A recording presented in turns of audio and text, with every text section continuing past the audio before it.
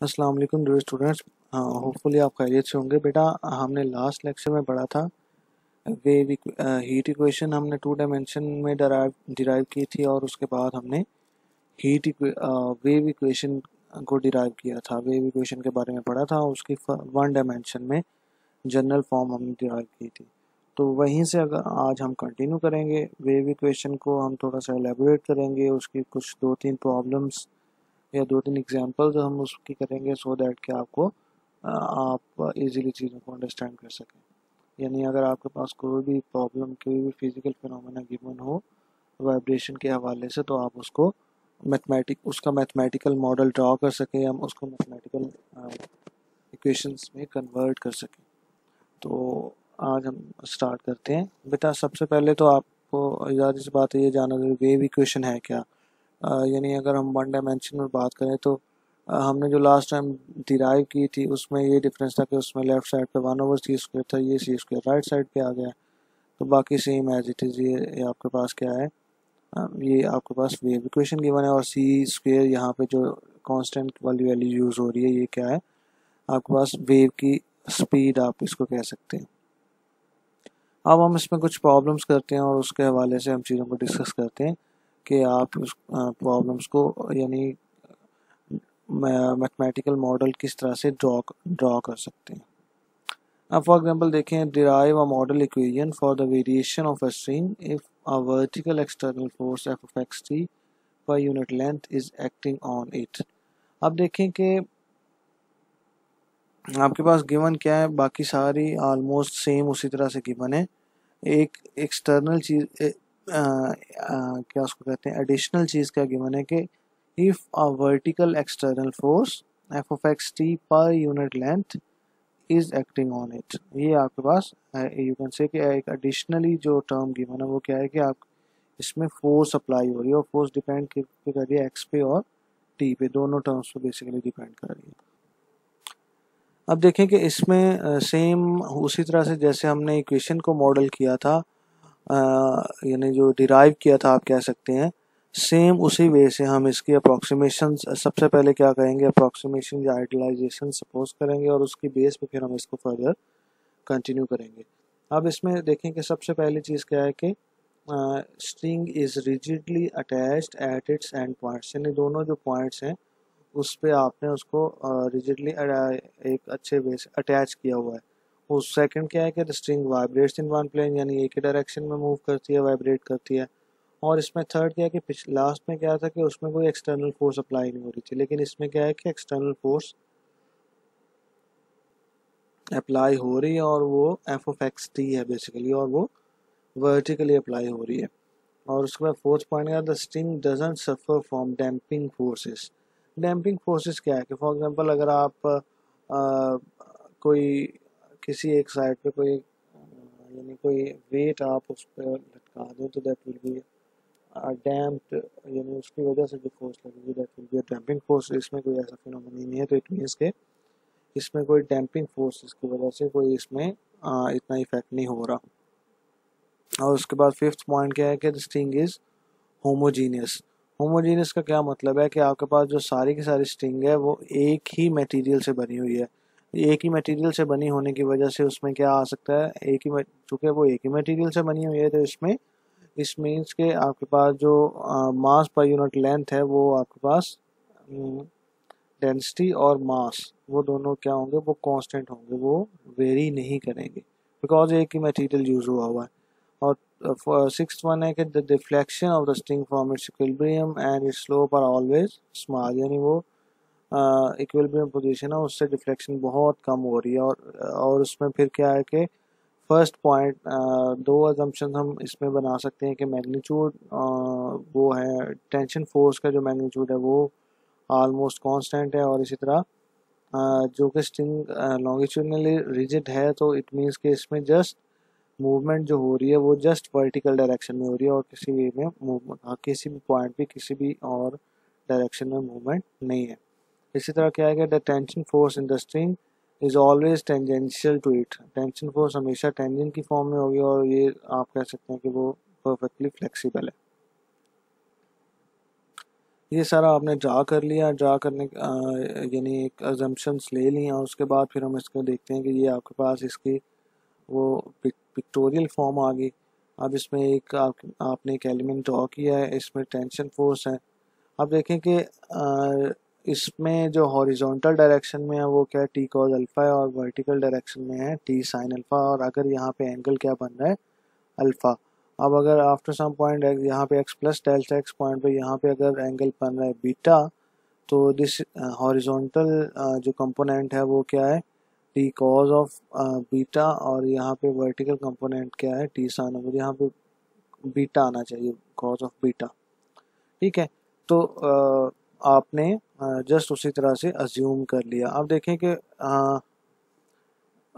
इसमें सेम वही यूज़ हुआ है ना जो आपके पास थ्योरम होता है, यानी ट्रायंगल अगर आपके पास मौजूद है तो उसमें राइट एंगल ट्रायंगल में जो लॉज यूज़ होते हैं वही बेसिकली यूज़ होंगे। अब देखें कि आपके पास सेकंड लॉ ऑफ मोशन क्या था, एम ए। अब यहाँ पे क्या है, यू बेसिकली क्या है, एक यू कैन से के डिस्टेंस है। तो अब देखें यू चूँकि डिस्टेंस है तो ये वाला, तो इसमें क्या है कि अगर हम इसका फर्स्ट डेरिवेटिव लेंगे तो उससे क्या बन जाएगा, वेलोसिटी, और इसका अगर सेकंड डेरिवेटिव लेंगे तो उससे क्या आ जाएगा, एक्सेलरेशन। यानी फर्स्ट डेरिवेटिव से वेलोसिटी आ जाएगा, सेकंड डेरिवेटिव से एक्सेलरेशन। तो अब हम एक्सेलरेशन यहाँ पे, तो एक्सेलरेशन की जगह पे एक्सेलरेशन की वैल्यू पुट कर देते हैं, और m की वैल्यू हम जस्ट सपोज करते हैं m will be equal to rho delta x, because इसमें एक सिंगल यानी वन डायमेंशन में हम चीज़ को ले रहे हैं। अगर हम इसमें टू डायमेंशन में चले जाते या थ्री डायमेंशन में, टू डायमेंशन में आपके पास एरिया आ जाना था यहाँ पे डेल्टा एक्स की जगह पे, और इसी तरह से थ्री डायमेंशन में अगर हम चले जाते तो रो इंटू डेल्टा वी यानी वॉल्यूम आ जाएगा था। तो आपके पास फोर्स बेसिकली क्या आ गई, rho delta x delta square u partial square u over partial t square, ये आपके पास फोर्स की वैल्यू आ गई। अब आप देखें कि जो आपके पास फोर्सेस एक्ट कर रही हैं वर्टिकली वो कौन कौन सी हैं। यानी एक तो वर्टिकल फोर्स ये वाली है, एक ये वाली है, और एक जो आपको क्वेश्चन में गिवन है कि वो एक एक्सटर्नल फोर्स अप्लाई हो रही है वर्टिकली। तो हम एक्सटर्नल फोर्स को लेट्स सपोज लिख देते हैं कि यू कैन से कि del cross f f of x t, और plus t sine beta minus t sine alpha. ये ऑलरेडी जो हमने पिछले उसमें जब हमने ड्राइव की थी तभी हमने यही सपोजिशन की थी।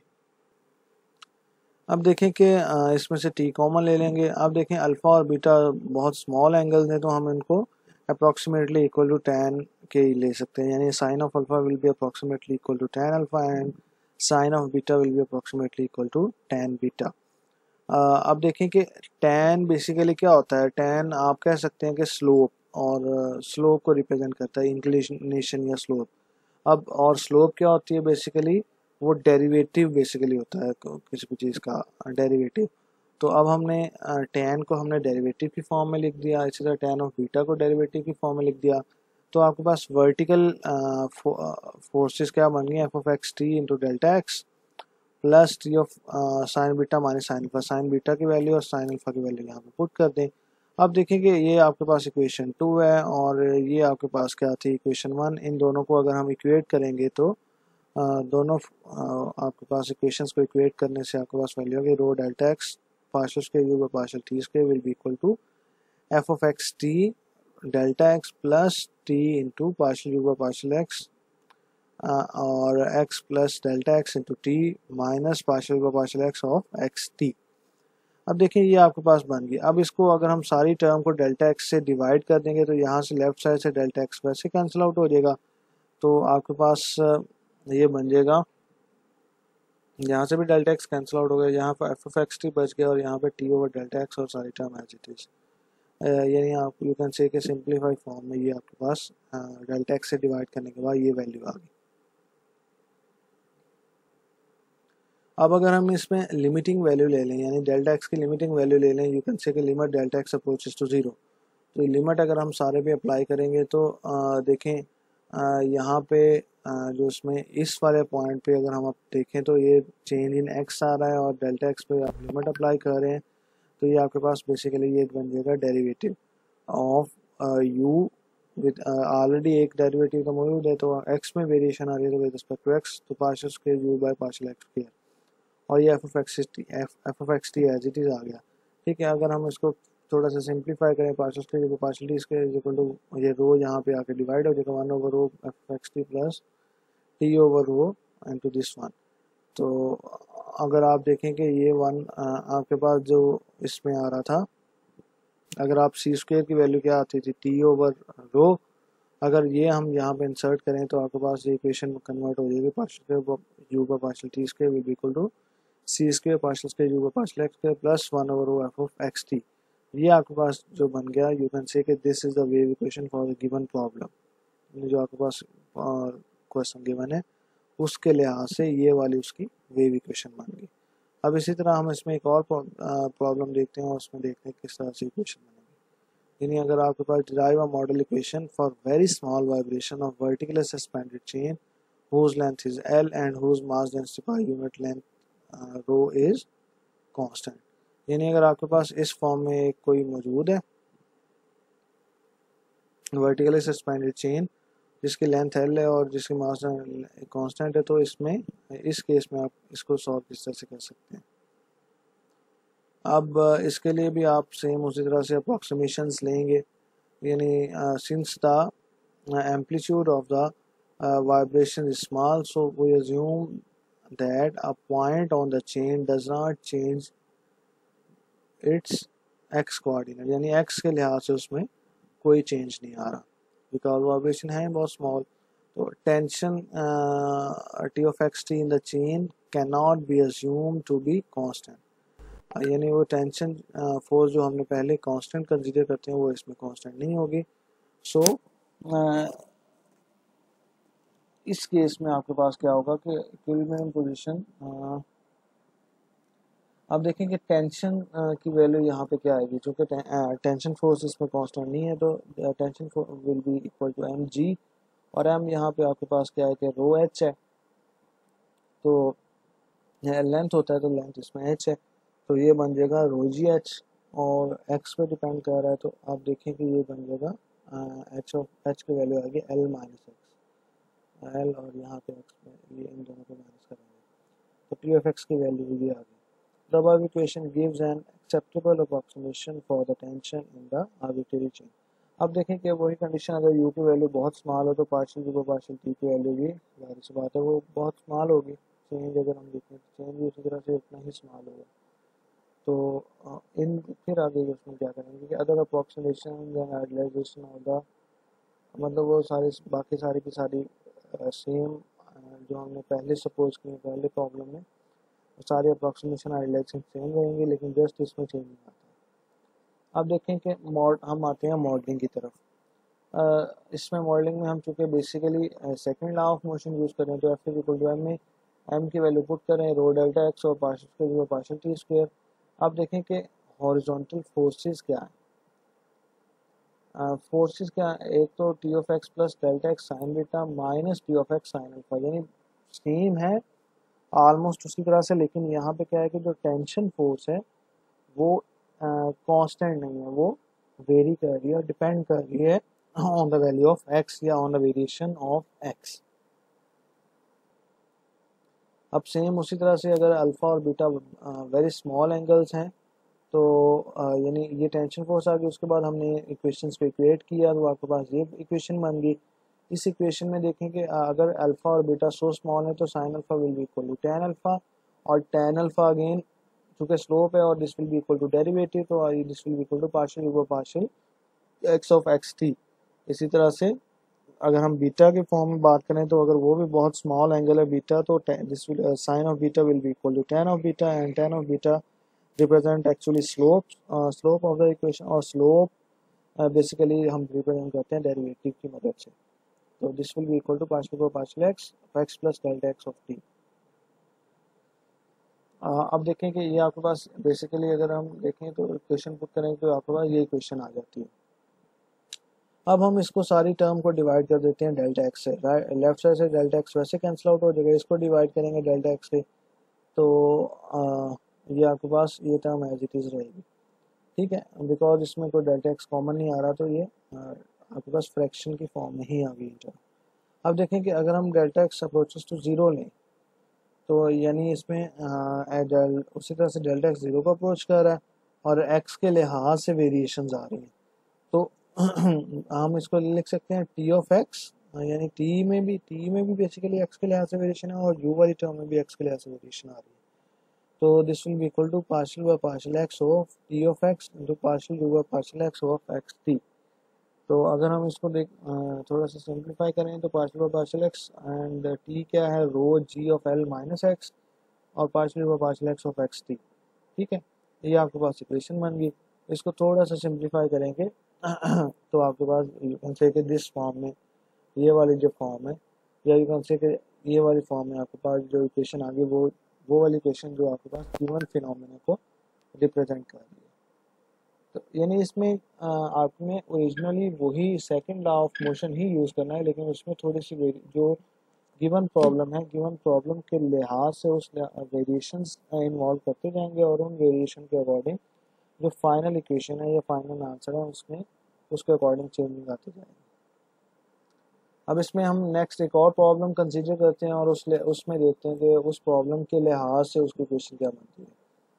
कि फॉर एग्जांपल अगर आपके पास है कि derive a model equation for the vibration of string when its motion is subject to an elastic restraint and a damping force. यहाँ पे आपने एक डैम्पिंग फोर्स भी अप्लाई कर दिया और इलास्टिक रिस्ट्रेंट्स भी अप्लाई कर दिए। तो देखते हैं इसको किस तरह से हम सॉल्व कर सकते हैं।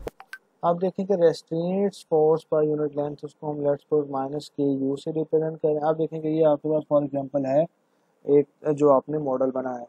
तो अगर हम इसको थोड़ा सा जूम करके देखें तो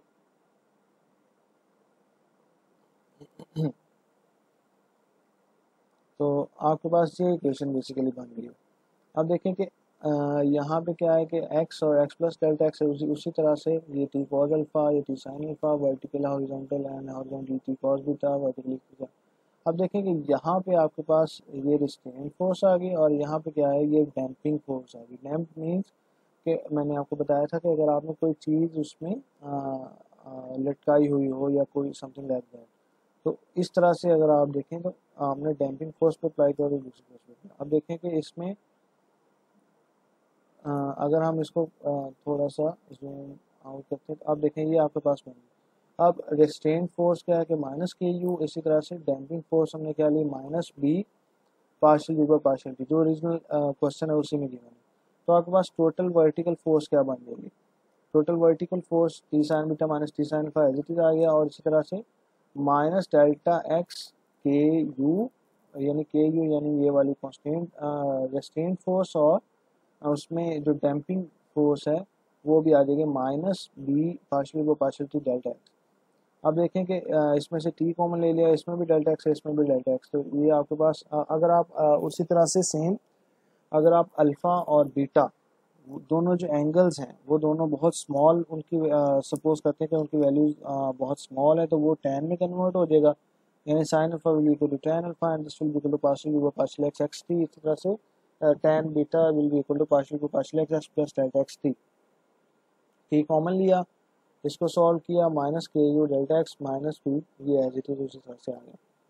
अब देखें कि f is equal to M A आपके पास मौजूद है, तो उसमें एम की वैल्यू रो और इसमें डेल्टा एक्स लिखेंगे और पार्शियल स्क्वायर को पार्शियल टी। इसको इन दोनों को इक्वेट करें इक्वेशंस को, तो आपके पास दोनों फोर्सेस की वैल्यू को इक्वेट करेंगे तो ये दोनों फोर्सेस की वैल्यू आ गई।